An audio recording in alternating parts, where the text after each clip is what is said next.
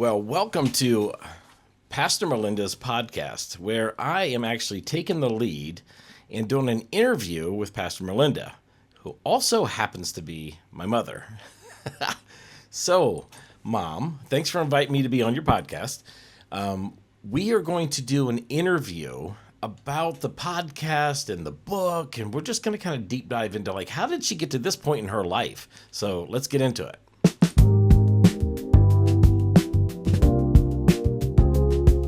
So I wrote some questions for you, and it looks like I have about 15 questions. I'm a little surprised that I have that many because I started out with 5. Yeah, and you increased a lot. And then I just ran it through a chat, and it said, "Do you want me to write you some more questions?" So some of these questions are brand new to both of us. Okay. Let's see what happens. All right, so we're going to work off of the list, and because I did send that to you ahead of time to give you a little preparation, so we're going to work with that. So let's start out with, when did you first realize that you had this desire to teach? When did that first come about in your life? Well, as a young teenager, I got saved. And right away, I was placed in teaching in Sunday school classes, children that were almost my age. Oh. And that's my first memory of actually teaching, and I enjoyed it because I had the children act out the stories in the Bible, and they really liked it. and they had a lot of fun with it. So, okay, so let me get this straight. You're 13, you said? Yeah. 13 years old. Yeah. You're in church. Mm-hmm. You're kind of new. Yeah.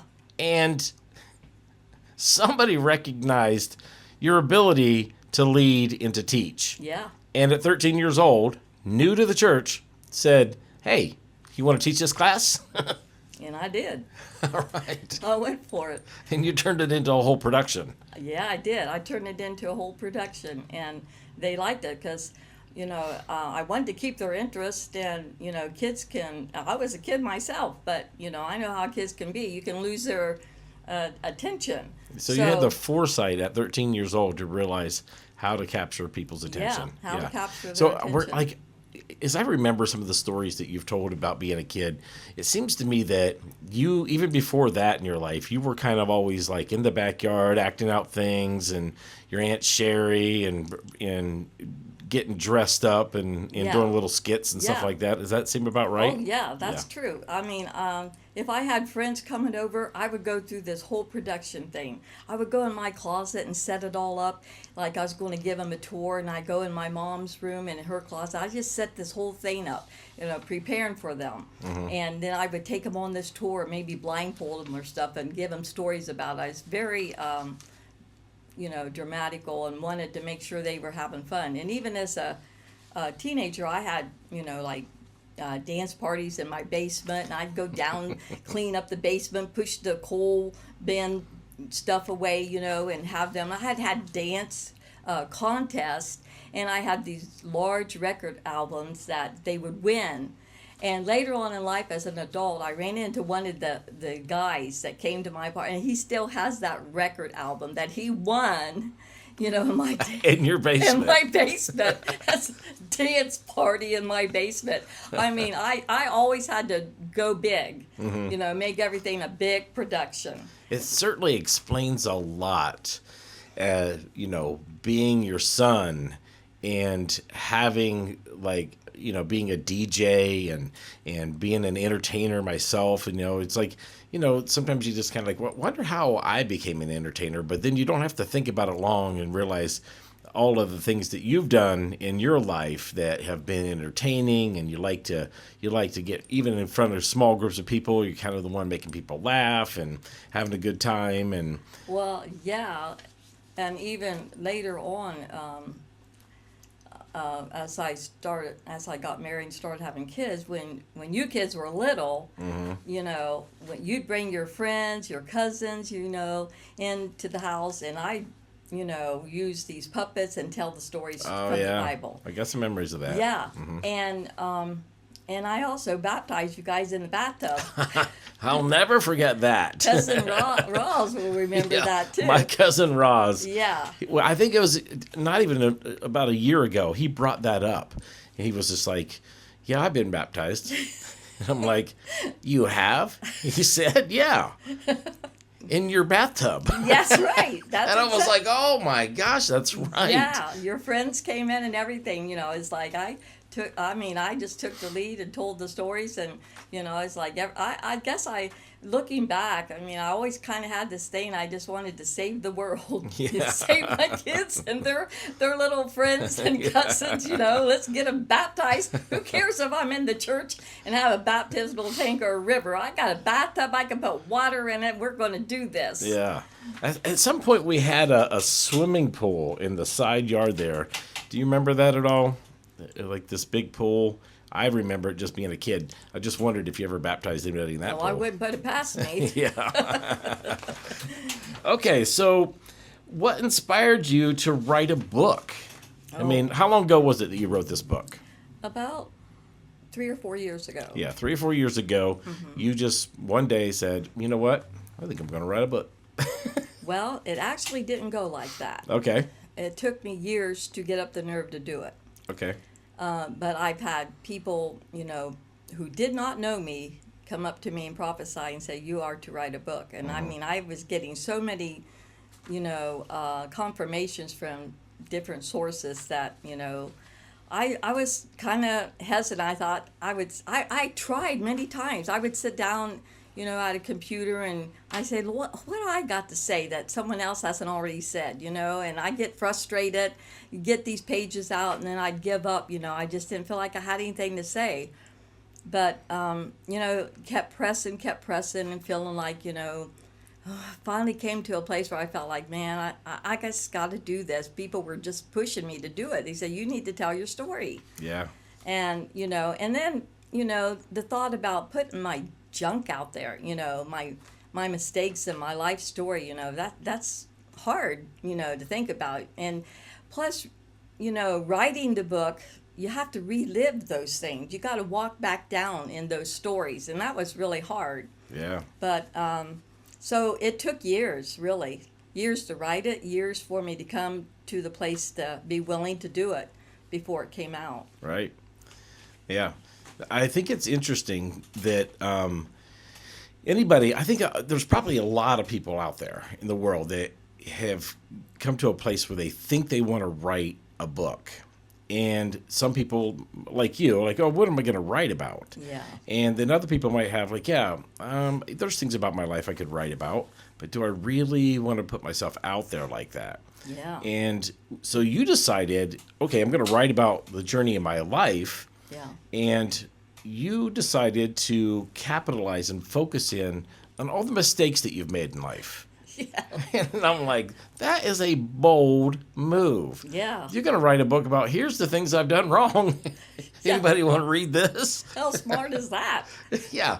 Which, I admire you for that. To get to a place in your life where you have, just done a reflection on your life. Yeah. And there's not anybody among us that hasn't made mistakes. Everybody has made mistakes. And we all kind of do that reflection thing and say, whew, if I could just go back in time and I'd do some things differently. Right. So all of us are like that. I just think that in large part, most people are not going to say, I'm just going to write all of it down. Yeah. In fact, most people wouldn't even write it down so that they could review it for themselves later. Exactly. In a lot of ways, some people would just be like, if I write it down, somebody could find it. Yes, exactly. I don't want anybody reading this. I want people to forget about those things, and I want to forget about those things. But you're taking this to another level and saying, you know what? Why not share some of the mistakes I've made in life in the hopes that, somebody could relate to it and say, oh, I'm not the only one. Yeah. Or somebody may read it and say, my life has taken a turn in a similar path, in similar circumstances. And after having read this, they might make different decisions to Yeah. avoid some of those pitfalls that you've ran into. Yeah, Yeah. it's true. And, looking back, I think, you know, I felt like, it's very humbling to admit, those type of things that's in my book that I wrote about myself. But I feel like, it's easier to get the attention of someone to help them maybe turn another way if they can see you humbly presenting what you have done wrong. And you're not coming at them with judgment or trying to get down on someone, but you're just pointing out what you did and how that didn't work so good for me, and maybe it's not working so good for you either. And maybe I have something to share that could help you like it did me. Yeah, sure. I mean, it's admirable. I mean, it takes a lot of courage. It takes, bravery and humility to get to that place where you're ready to just talk about your life in this kind of manner. So let's talk about the name of your book, Mom. Okay? Yeah. That's another bold, and that's one thing to just kind of put your all of your junk out there for the world to judge you by. Yeah. But now you've decided to take a bold move with the title of your book. Yeah. And, lessons in the school, say the name properly for me. Lessons I learned in Yeah. the school of stupid. Lessons I've learned in the school of stupid. I mean, wow, what a name. No. Yeah. And I think in my mind, as you think about the name of the book, you're like, okay, lessons I've learned. Okay, that makes sense for a title of a book. In this school, so far, that's okay. But then you land on this word. Okay? You land on a word that's really an attention grabber. Yeah. Because I think some people are like, yeah, I've been to that school. Yeah. Some people have graduated from that school. They've been to it, But other people, I just think I would imagine that some people are like, I mean, that word can almost be a little bit triggering or a little bit offensive, and but it's grabbing people's attention, Yeah. and it makes sense. The title of the book describes what you're about to read, Yes. like been through some hard times, and I've had to learn some hard lessons. Yeah. So what was your thought process when you're like, am I going to name this book? Well, I guess I could honestly say that, making all those mistakes and probably somewhere in the middle of it or coming out of it, I felt stupid. Not that I'm labeling myself as a stupid person, because I definitely do not feel like I am. And I wouldn't want someone else to think that they would be stupid because they made the mistakes. But, if I was to be honest, it's like you can't help but think about that. It's like you're being unwise. What is unwise? Foolish and stupid mistakes. The stupid decisions I made. And it just, it seemed like the most boldest descriptive word that I could use to put some sort of name on how I felt about my situation. Yeah. Why I would do that. Well, I went through the school of stupid, and people have said, yeah, we probably ran into each other, Yeah. People can relate to that. I mean, it is a bold word out there, and, but it makes people think, yeah, that was pretty stupid. Some stuff I did too, For sure. And I mean, I that's- think everybody can relate to that word. Yeah. I mean, you just go through life and there's no real solid instructions for what to do next. No, no. And as a result of that, I think that we find ourselves, doing things that we would, in hindsight, categorize as stupid. Like, that was just a stupid move on my part. And Yeah. it makes sense. I mean, Yeah. it's a relatable title for sure. Yeah. It's just bold. It's It just is. super bold, which Yeah. I love it. Okay. So, what was the pivotal moment or experience that deepened your faith in a way that set the course for your ministry? What was there a specific time when something happened that you knew that ministry was where it was for you? That's pretty much what you're going to be doing. Yeah, I think as I was drawing closer and closer to the Lord and realizing that, I'm done with making those repeat mistakes. You know, I just like you. I just came to a place where it's like, you know, I became more hungry for the things of the Lord and less concerned about all the things I thought I needed in life to make me happy. And, you know, then God was able to start really dealing with me more about what was already there, the ministry, the teaching, and, you know, different giftings that he had given me was getting stirred up again. And, you know, I think the filter was taking off of me so that I could clearly hear and feel and then start being given my yes, my full yes, not just, you know, partial. You know, it's called 1 foot in, 1 foot out, you know. But you finally come to that place, and I think I just got sick of the lifestyle and realized that, you know, I need to be all in. I need to be doing what God has given me to do, and and it, you know, here's the way God worked with me. He would put this moving picture in front of me and show me things about my life, and it's like, oh, I forgot about that. Yeah, that's right. And that would become a focal point, and it's like, I don't want to go back there, you know. And there's nowhere to go backwards. If you're coming out of that school of stupid, you don't want to go back there. I mean, you know, I wanted to move forward. I really wanted to change. I wanted to be a different person, someone that, you know, God could be proud of. I said, Lord, I just want to please you and let me finish well. And there's no one particular thing. It's just God used a lot of different people and circumstances and memories to bring back to me that I had to reflect on. And when you have to face yourself like that and reflect on things, it's very humbling, but God can get through to you. He got down in my spirit and made a change in me that, you know, as I kept getting closer and closer and getting cleaned up of all that stuff, you know, it's just like he just has walked me right into more full-blown ministry. I said to someone, I feel like I'm in this whirlwind. I've got so many things going on, you know, but I feel like I'm in the best place with the Lord that I've ever been, though. Oh, good. Yeah. So, all right, now we're starting to move into questions that that I didn't write, but I think there's two more that I did.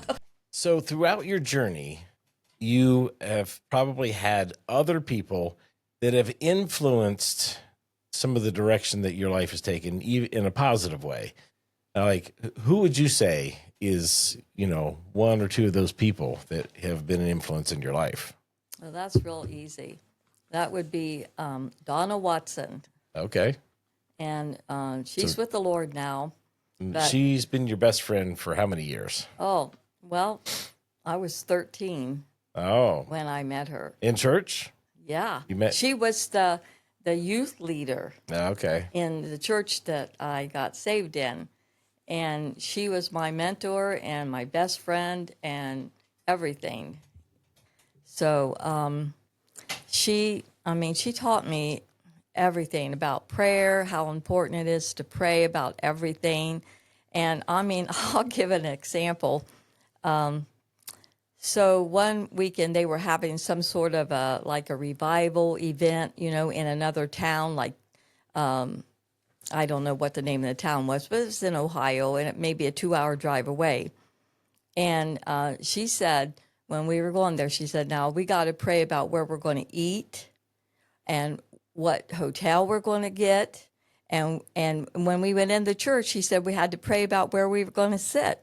Oh. I mean, literally everything we had to pray about.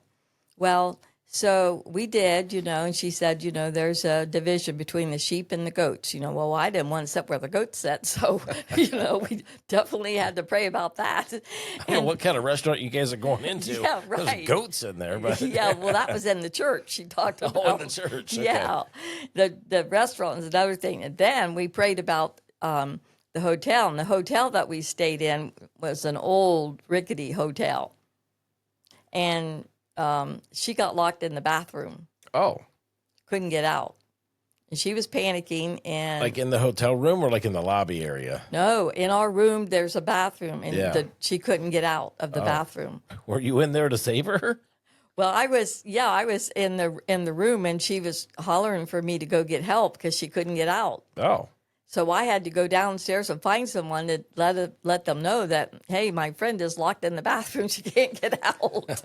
So we decided that, well, she said we had to pray about everything. And it's like, well, thank God that got fixed for somebody else didn't have to get locked in there. so let me just ask you, how many times did you pray before you closed the bathroom door again throughout your life?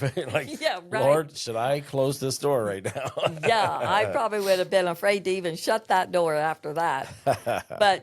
But that's just an example, of how she said that we need to pray. And then the church that I got saved in and that she was in, they had a little prayer room off to the side of where the minister would stand and preach. And we would go in that little prayer room and pray, and they had a prayer altar. And sometimes we would come in that church by ourselves. We'd get a key and come in, and we would walk the floor and pray about everything. And then when we started a ministry down on Parsons Avenue together, ministering to the street people, we rented a room to pray in on Parsons Avenue. That's how we started out. We rented a room. I think it was $100 a month. We both paid $50, and we would meet there because she would come from a different direction than I did, and that was a meeting place. And then we would pray and go out on the street, and ask the Lord to lead us, because we were in a place where there were, the prostitutes, the drug addicts, and everything. We asked God to lead us, and this is what He said.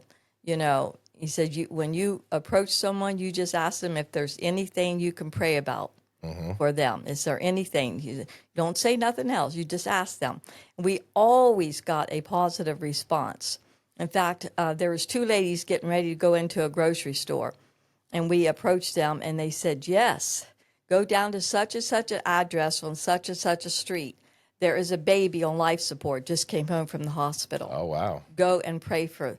And so we did. We went right to that address, knocked on the door. The mother answered, and we said, we were sent here to pray for your baby. Oh, wow. So we went in and had prayer with them. And we always had, when we approached people, I don't think there was ever anybody that said no, they didn't want any prayer, especially down there. Oh, yeah, sure. And I remember one guy said, he needs to get back in church, and his grandma's been praying for him. And so we had a lot of positive things going on. And was that the beginning of you guys starting to feed people down there? yes. Oh, okay. Yes, because it started out that. And this is really funny because so we prayed, and that was our prayer room, and we let the Lord lead us, and I don't think there was a feeding mission going on at the time next door in the actual mission place. But, I think we had been praying about it and talked to my Aunt Jean about helping us and everything, So we were out walking the streets, praying for people. We come across a guy that was digging through the trash, trying to find something to eat. And so we asked him if we could get him something. So we went and got him a sandwich or something to drink, And then before we left him, Donna said to him, well, if you come down to the mission tomorrow, we'll be open. We're going to be having chili and hot dogs. Oh, wow. She didn't check with you. And I'm going, okay, we're having what? Chili and hot dogs? We're not even open yet. How are we going to do this? But miraculously, I got a hold of my Aunt Jean. I told her the story. I said, we need hot dogs and chili, and they're going to be coming in here. And it's like, I don't know how God pulled that off, but, we pulled everything together, and there was hot dogs and chili and people coming in eating it. And that kind of, got the ball rolling with there. And then, we were down there, I don't know how many years we were down there. We would help out in different capacities. And there was a whole year that I was the pastor over the church part of it, because we had the church part and we had the feeding part, and then the street ministry. And we were down there for, I don't know, 5 to 7 years, walking the streets, doing the ministry, feeding, outreach. And I'll tell this story. One morning, we would come down, and still, even though we were working in the mission and everything, we would still meet at the prayer room because we had to start off with prayer. See, I'm talking about what she's taught me. You got to start off with prayer. You don't go in there facing those people and doing all that work if you don't first seek the Lord. And we would have Bible study and everything. So one morning I was coming down there to meet up with her or to go to the mission. And so it was real early in the morning, might have still been dark out. And as I was driving, there was a lady and two guys were trying to take her purse from her. And she's holding on to it for dear life, and they're trying to take it. So I pulled my car around and jumped out of my car and ran over to help her. Oh, wow. I wasn't thinking about nothing. Was Donna with you when you did No. this? Okay. No. So Batman and Robin was missing. Robin was missing. Batman and Robin was missing. But I had to help that lady. Well, so I jumped out of my car. I'm walking across the street to go to her defense. And all I could tell you is there had to be two mighty angels with me. Because when I got over there, those guys let go of the purse. She took her purse and ran. And those guys were walking away from me, facing me with their hands like this, going away from me. Wow. And I went away and got, back in my car and got it parked. But, I knew it wasn't me. I mean, I wasn't nothing. I couldn't do anything. But I knew they saw something that was bigger than me. Uh-huh. For them to let go and walk back off away from me. And, but, so many things happen down there on the street. But Donna, in that area, I mean, you're bound to have things happen all the time. Exactly. Yeah. It was very interesting. But people got saved, and, we had Willie that, come in off the streets. I remember Willie. Yeah, Willie. He goes to a church down on Parsons Down, and good old guy. Yeah. I do remember Willie. I remember over the years, because you did that for so long. Yes. Coming down there and I'd help out and maybe make some food. Yeah, or, you did. You come in and helped us, Yeah. Yeah. All right. So what challenges have you faced being a woman in this ministry? Obviously, it didn't seem to matter much when you saw some lady getting robbed. You went charging after them. Yeah. Yeah, exactly. But have you encountered anything specifically because being a woman in the ministry? Has that made you feel, any kind of way? Have you had some reservations? Because you came up in a church, like old school Pentecost church. Yes. And that kind of church lends itself more toward men being in the leadership and the women not so much. Yes. So has that been kind of engrafted in your mind? Has it played a part in the way you've approached the ministry? I was very blessed and fortunate because I didn't have to deal with that. I grew up in the church that taught me to, go with the flow and let the Spirit lead you. And if they saw giftings in you, they encouraged you to use them. And nothing was said about any of that. Okay, so nobody tried to suppress you out of ministry, at least in that church. Not there. Yeah.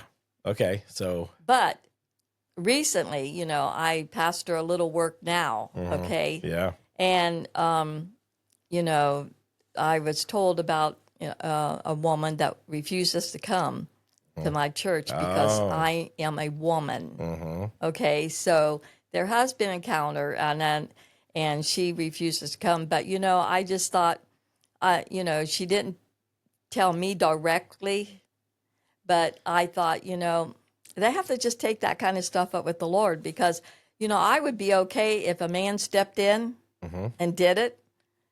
But, but God put it on me, and people have been praying for years for something to open there. And so when I said yes, and it took me a while to agree to do it. But when I said yes, it's just like. So when you say it took you a while to do it, does that mean that you had some reservations about doing Yes. it? And were those reservations based upon you being a woman?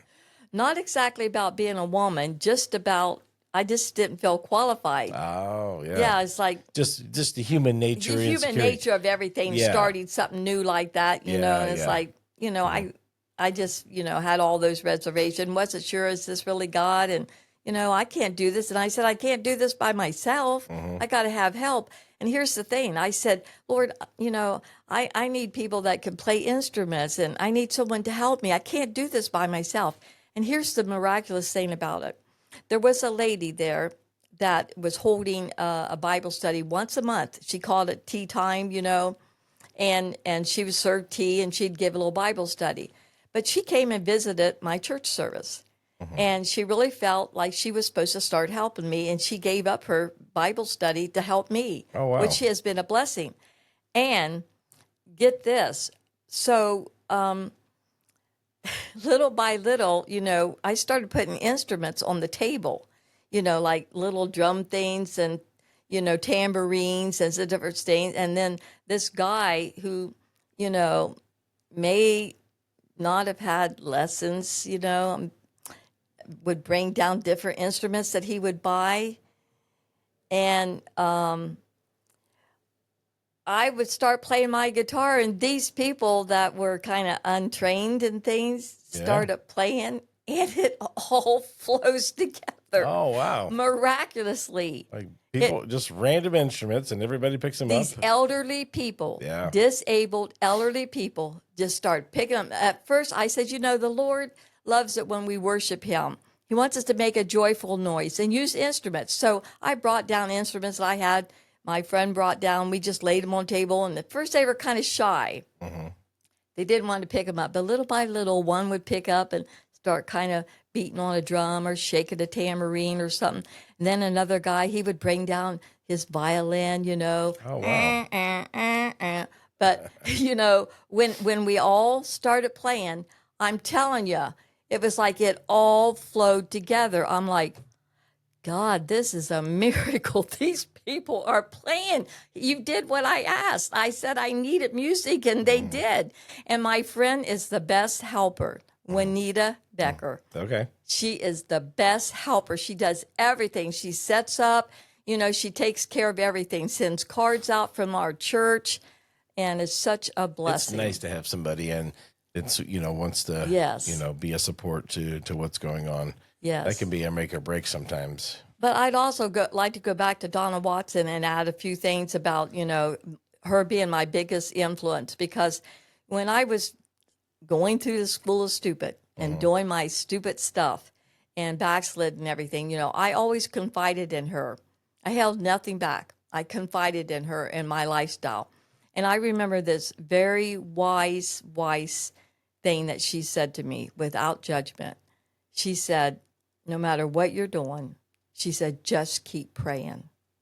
Just keep praying. And I remembered that, and I thought about someone else that I heard tell me some things, and they're living a lifestyle that, is not what we would call being up to par with the Christian walk. And yet they're saying that they still pray and they're still worshiping. And then I thought, I remembered what Donna Watson said to me. She said, no matter what you're doing, just keep praying. And I looked back and I thought that her prayers have saved my life, literally. Yeah. Because I have gone through some things that definitely could have taken my life. I mean, more than one. And one episode is coming to my mind, which maybe I'm supposed to share this. It might be someone out there that might say, oh, yeah, that happened to me too.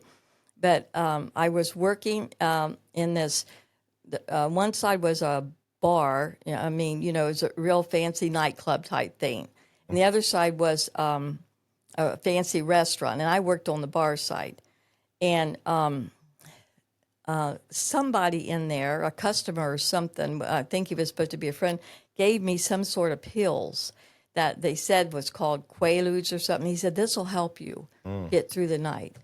So how long ago was this? Back in my school stupid days. Yeah. Yeah. Uh-huh. Yeah. When you kids, were, I had Sam with me, and you kids were living with your dad waiting for the bring down. And so I didn't know what this was about, so I took it, and I think I drank some alcohol too. And that was not a good thing to do. Oh, yeah. And so I walked back in the kitchen with a tray full of glasses, and me and the tray and the glasses came crashing down. Oh, wow. And they were trying to clean up and get me out of there before the boss would find out. And I think it was my boyfriend at the time had to take me to the hospital. Oh, wow. So because of Donna Watson praying, I escaped a lot of stuff. And I no doubt her prayers and her fasting for me, and me continuing, I'm sure I cried out to God, even though you get stuck. Yeah. Wow. Yeah. Your journey has taken you all over the country. Yeah. And put you in some situations that, like if it wasn't for Donna praying for you, Yeah. then you might not have made it through those situations. Absolutely. Right. Absolutely. So this kind of goes along with what we were talking about earlier, it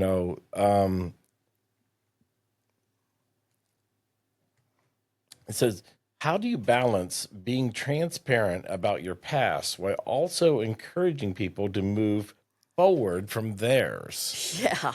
That's a good question. That is really a good question. Because I'm sure people feel like I probably have many times, you get thinking about your past, you get stuck in your past, and you're trying to figure out how to get out of that and move forward, because you can, there's a lot of things that gives you that feeling of being stuck right where you're at. And a big one is guilt. Because when you're feeling guilty about your lifestyle and about people you've hurt and affected because of your decisions, that guilt causes such an emotional pain in your heart that it makes you do things like drugs and drinking and all kinds of things to try to cover up that pain because you feel so bad about yourself and you don't want to think about it. But, I think when you finally come to the end of yourself and figure out that that's not working too good, and you start crying out to the Lord for help, God is a gentleman. He doesn't make you change your ways, and he doesn't make you come to him. But if you have a heart that you want to, and you realize there is a God in heaven that loves me. Some people might say too that, that you talking about this is still you being in your past, and then you're encouraging other people to move away from their past. But really, that's not what's going on. You talking about this is your way of moving on from your past. Yes. I mean, it's got to be somewhat therapeutic It is. in and of itself to be kind of like revisiting all this stuff. Yeah. But in a different capacity to where you're almost letting it go. Yes, and in fact, it feels like I'm telling you a story about somebody else. Oh, wow, yeah. Yeah, that's how disconnected I feel now from my past. Yeah. Because, when God brings you out and delivers you because you're crying for his help, he throws your sins in the sea of forgetfulness. And it's like, it's as if it never happened. I think my keys fell in there one time. Yeah, probably mine too. Yeah. And that's for sure. But, that's how awesome God is that, he doesn't hold your past over you, but he can take it and use it to help someone else. It's kind of like you were in this big sea, groping and groping and groping, and you just thought you had to get in that deep, deep water for whatever reason, and you got in there and you felt like, oh, I can't get out of here. I can't get out. But finally, miraculously, you got out. Now you see other people that's in there and you want to help them to get out, Yeah. but they don't know how to get out. They're struggling. The water's over their head. They go down, they come up. They don't know what to do. And that's the position that I'm taking, is that I was once in that water. Yeah, that makes sense. So I think that this is kind of self-explanatory in that even the title of the book is kind of the answer to this, but I'll let you elaborate a little bit more. What message do you hope most people will take away from your book and your podcast? Yeah, that's good. The message that I'm hoping people will take away is how important it is to trust God with your all and to cling to him, because you can't really serve a God and put your trust in him if you don't know who he is. You know, it's just like, well, who is God? And that's the first step. You know, you got to really know that there is a God and that he is a good God and wants to help. And I want people to realize that you can trust God, because I think a lot of our problems is trust issues.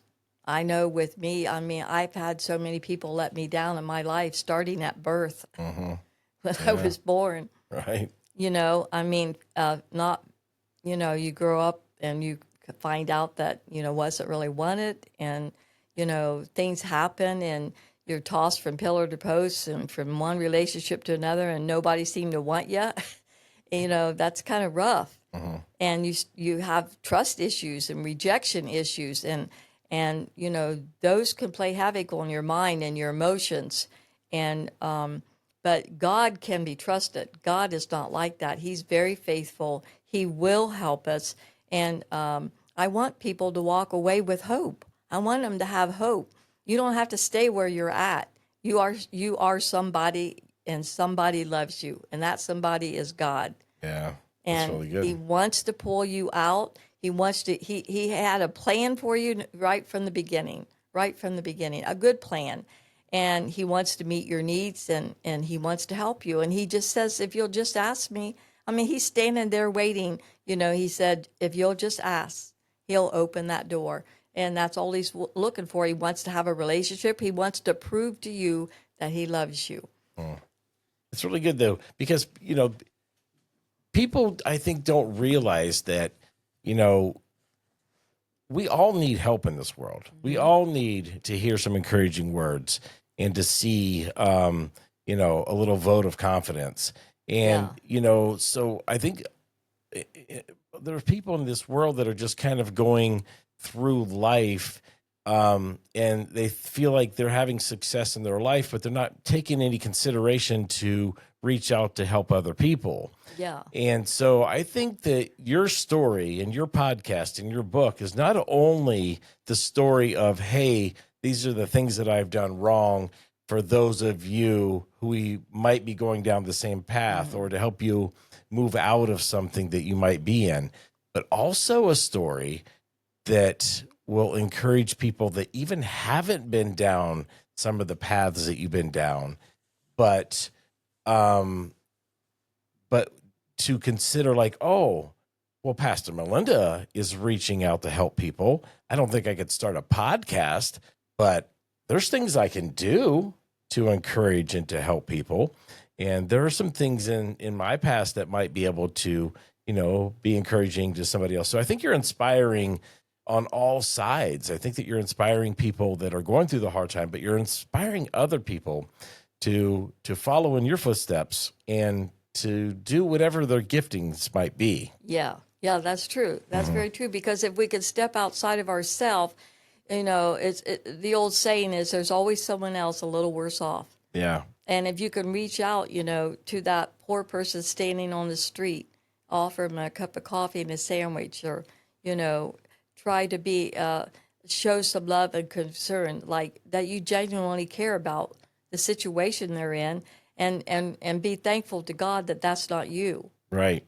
You know, because, you know, in Romans chapter 1, you know, it talks about the fall of these people it's describing, and it says how they got there, because they did not revere God, they did not honor God, and they did not give thanks to him.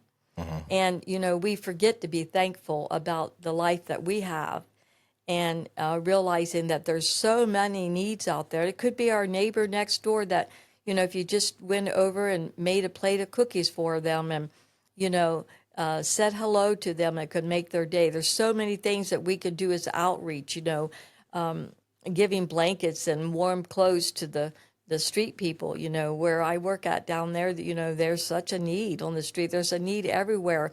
And once you step outside of yourself and you're not just sitting around thinking about woe is me, and you start reaching out, it starts to become therapeutic and cleansing. You get outside yourself and you start thinking about somebody else, which is what God wants. Because he said in Matthew 25, you know, as you do it unto the least of these, you're doing it to me. And so, that type of thing is therapy, and it would be very helpful. Yeah, that's nice. So I ask you, we did a review on these questions, and you were kind of doing a little bit of a deep dive and making sure you're ready for the questions.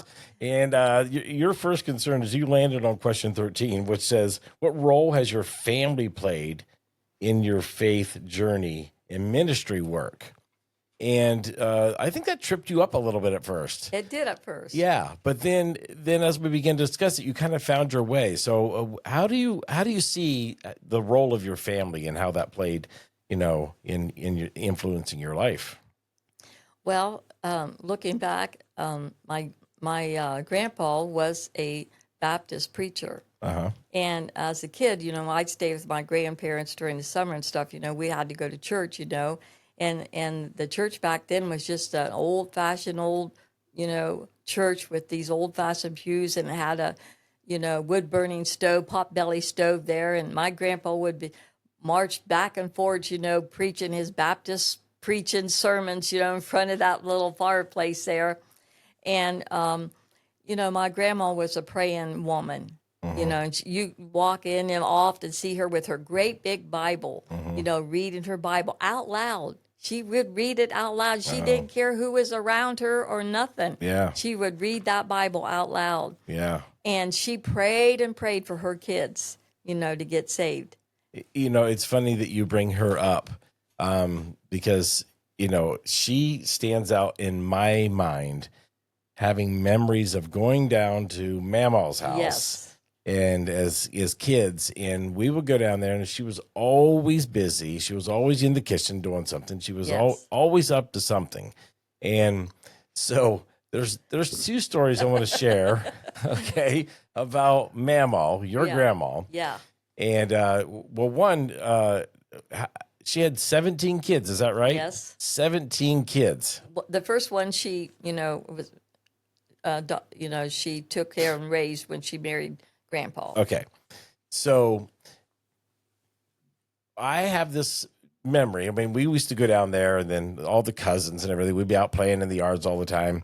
And so one time I came in the house, and Mamaw is sitting on the couch. And she always seemed to have an apron on her. Yeah. With big pockets in it, where she could reach and store. And I think she, kept scissors in there and, the remote or something, She had the strangest things in her apron. But she was sitting on the couch, and she had this big pan and another little pan over here. And she was snapping beans or something, I don't know. Green beans. Green beans, maybe, whatever. She's snapping them or whatever. And she's putting them in, and she's got this little routine going where she just snaps and puts them. And so I got caught up in that for a second, just like, that's kind of fascinating. I didn't know that you did that to food, that you had to break it first. And so, but then I realized she's watching TV. She is entrenched in this television program. Yeah. And I look over, and it's the Worldwide Wrestling Federation on the television. Yep. And I'm like, her favorite show. And she's not just watching it. No. She's there. Yeah. She's ready to get in that ring and whoop somebody. Yeah. She's yelling at the TV. And I'm like, wow.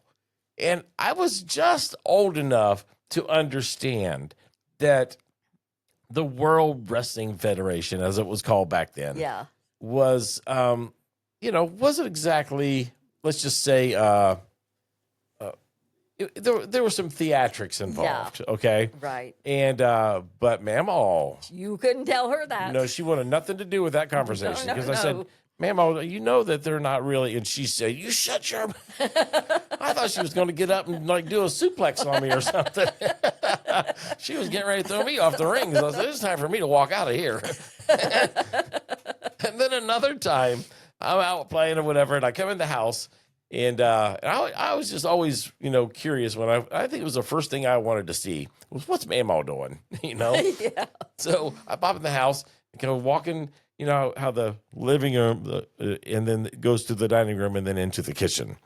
And so I pop into the dining room because I hear a little bit of noise in that kitchen. So Mamaw's in the kitchen, but but something seemed curious to me. And boy, was it.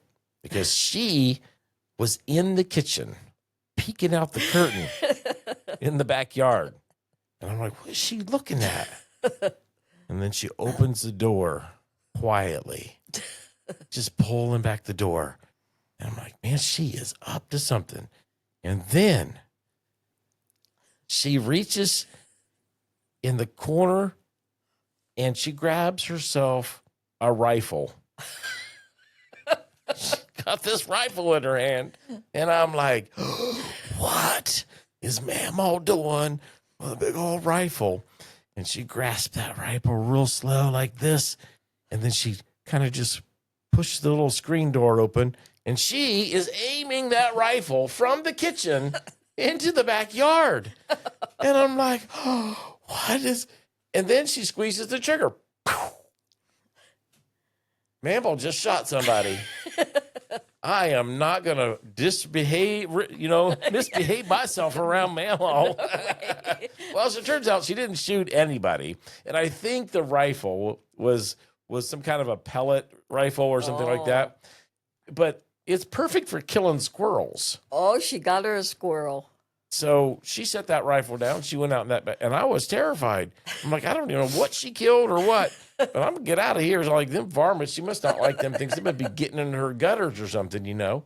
So I ran off and I played. Well, sometime a little while later, I got called into dinner, and I walked in, and everybody's sitting around the table, and there's this big leg all cooked up sitting in the middle of the table. And I'm like, what is that? Everybody was just kind of looking at each other. Finally, one of your aunts or somebody spoke up. It was like, it's chicken, honey. It's chicken. Yeah, that's like, that's right. the weirdest looking chicken leg I've ever seen in my life. Somebody cut some up and put it on a plate. And then everybody's just watching me, you know. Yeah. I'm a city boy right down in the country. They're all watching me. And then it dawned on me. I saw Mamaw kill this earlier. This is that squirrel. That's the squirrel. She had to fix dinner. I can't do it. Everybody starts laughing. I got excused from the table. You know, that was her typical. I mean, so many times I would come in, she'd be frying up something. I'd say, Grandma, what is that? And she called everything in that skillet chicken. Yeah, fried chicken. Everything was chicken. It could be squirrel, it could be possum. Yeah, it could be groundhog, anything. It was always called fried chicken, and it would end up on the table. Yeah, she was something else. I watched her. She had the toughest hands I've ever seen. She had the toughest man hands I've ever seen in my life. I watched her one time open up the stove, and there was a big old pot of something I've been cooking in there for a long time. She just grabbed that thing and just set it right on top. Goodness. I'm like, didn't burn her hands or anything. She was a tough woman, man. She was a farmer's wife. Yeah, right. All right, so the last question then. Looking ahead, what's next for you? Like, are you going to write more, expanding the podcast, new ministries? Have you thought any of that through? Well, I have at times wonder, but right now I guess I feel like I'm contented and I'm busy. You know, I'm busy with the podcast, thanks to you getting it all started, and the ministry with pastoring a little work, and sometimes I go down to the mission still and help out there. And I have a prayer meeting. I mean, I got a lot of things going on. I'm very busy trying to, Do you think there might be another book in your future? Some have, asked me that and indicated, I don't know what it would be about, which I didn't know what the first one would be about, but it eventually came. Then. But a maybe. Okay. Yeah. All right. That's a fair answer. Maybe. All right. Yeah. Well, thanks again for having me on your podcast. I had a lot of fun interviewing you and talking about the journey of how you arrived at this point of having a podcast. And so I want to encourage people to subscribe to this channel, this Pastor Melinda channel here on YouTube. Subscribe to it, hit the like button, and show her some support. That really helps drive, the viewership when you take the time to do something like that.